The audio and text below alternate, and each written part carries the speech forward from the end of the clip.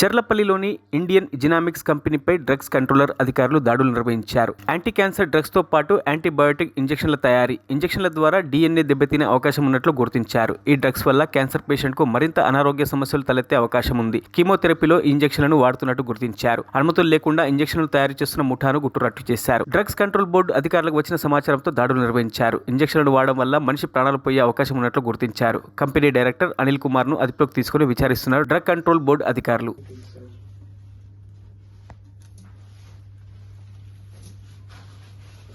drums ఇక్కడ right